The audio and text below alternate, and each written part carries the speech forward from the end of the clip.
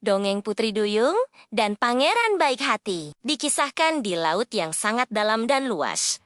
Hidup Raja Laut yang menguasai dunia bawah laut. Raja tinggal di istana yang indah.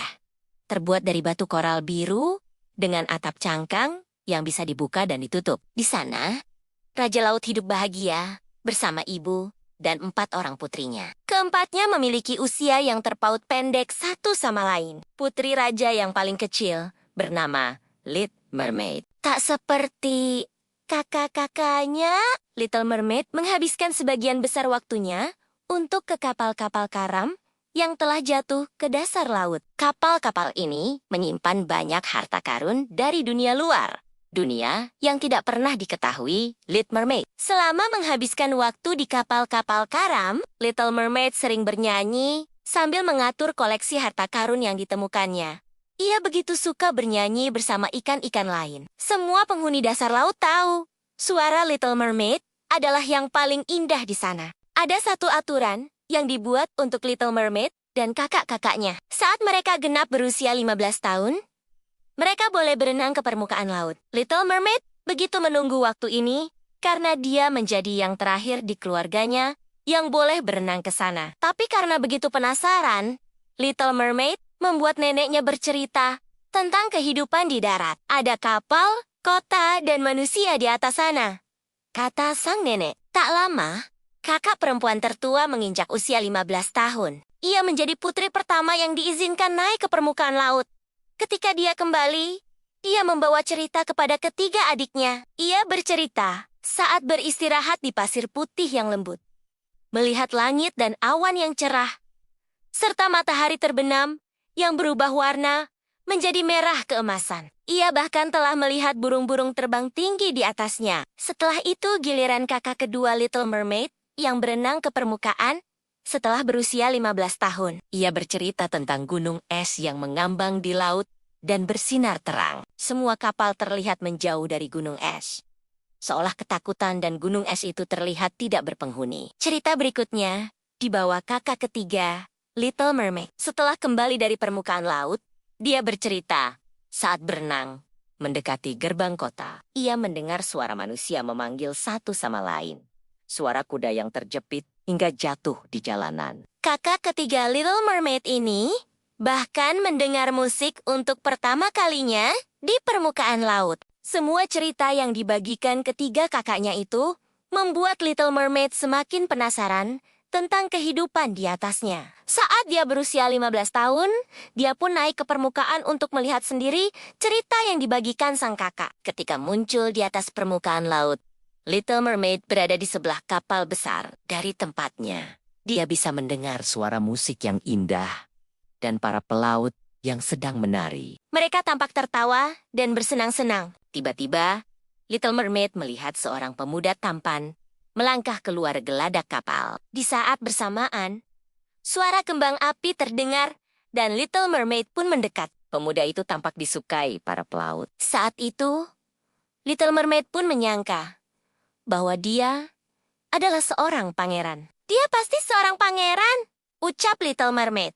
Namun, tiba-tiba pesta berubah menjadi bencana. Ombak besar datang disusul petir dan hujan badai. Kapal itu pun terombang-ambing di lautan. Little Mermaid melihat pangeran tampan tadi adalah satu-satunya yang ada di atas kapal. Ia tampak menolong para pelaut yang jatuh ke laut. Sayangnya, pangeran tampan itu malah ikut terlempar dan jatuh ke laut. Mengetahui bahwa manusia tidak bisa hidup di bawah air, Little Mermaid pun menyelam dan menyelamatkan pangeran. Little Mermaid lalu berenang ke permukaan dan menarik badan sang pangeran sampai ke pantai. Little Mermaid tampak bingung karena pangeran itu tidak kunjung sadar dan membuka mata. Apakah dia sudah mati?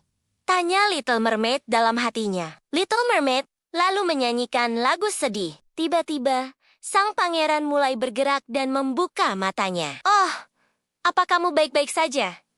Tanya Little Mermaid sambil menyentuh dahi pangeran. Di saat bersamaan, muncul suara beberapa perempuan di pantai. Little Mermaid langsung cepat-cepat menyelam agar identitasnya tidak terbongkar. Sejak saat itu, Little Mermaid tidak pernah lagi bertemu dengan pangeran tampan dan baik hati. Ia kembali ke rumah tanpa mengatakan apapun pada saudara-saudaranya.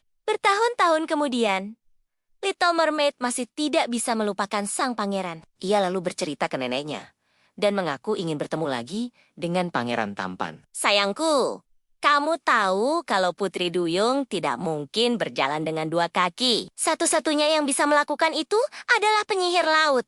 Tapi tentu saja itu terlalu bahaya untuk menemuinya. Kata nenek pada Little Mermaid. Nasihat nenek tidak didengar. Little Mermaid. Ia pergi ke ujung laut yang jauh untuk menemui penyihir laut.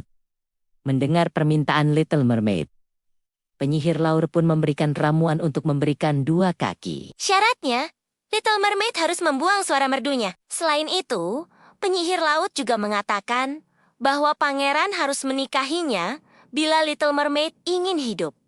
Suara merdunya juga tidak akan kembali. Jika pangeran menikah dengan orang lain, kamu akan mati di hari berikutnya. Dan suaramu akan tetap bersamaku selamanya. Ujar sang penyihir laut. Little Mermaid setuju dan langsung meminum ramuan dari penyihir laut. Ia pingsan dan terbangun di daratan dengan dua kaki seperti manusia. Di saat itu, Little Mermaid ditemukan sang pangeran pujaannya. Ia pun diajak ke istana pangeran dan mendengar semua cerita pria pujaannya. Hari berikutnya adalah pesta kerajaan. Sang pangeran mengajak Little Mermaid. Sang pangeran menginginkan Little Mermaid di sisinya setiap hari. Little Mermaid pikir, pangeran pasti bisa jatuh cinta padanya. Dan dia masih memiliki harapan untuk menikahi pria dengan suara indah yang telah diselamatkannya. Namun, tiba-tiba raja memanggil pangeran untuk dan meminta putranya memilih pengantin. Seorang putri dari negeri terdekat yang datang ke pesta. Hati pangeran hancur. Begitupun Little Mermaid. Tanpa diketahui Little Mermaid, suaranya ternyata telah dipindahkan penyihir laut ke wanita yang dijodohkan ke pangeran. Pangeran pun menjadi terkesima dengan suara putri yang dijodohkan dan setuju untuk menikahinya. Hati Little Mermaid semakin hancur. Keesokan harinya, Little Mermaid pergi ke laut dan memberitahu masalah pangeran kepada ketiga kakaknya. Kakak-kakak Little Mermaid memberitahu sang ayah. Sayangnya, Little Mermaid ternyata disekap oleh penyihir laut yang menginginkan tongkat Raja Laut. Melihat sang putri terdesak, Raja Laut pun setuju untuk memberikan tongkat dan kerajaannya pada penyihir laut. Penyihir laut lalu berubah menjadi monster datang ke pernikahan dan berbuat kekacauan. Little Mermaid berusaha menyelamatkan pangeran sampai akhirnya terperangkap oleh tentakel monster. Little Mermaid menggunakan pisau yang dibawanya untuk menusuk dada monster. Sang pangeran lalu membantunya dengan menembakkan anak panah ke arah monster. Penyihir laut jatuh ke dalam air dan kalah.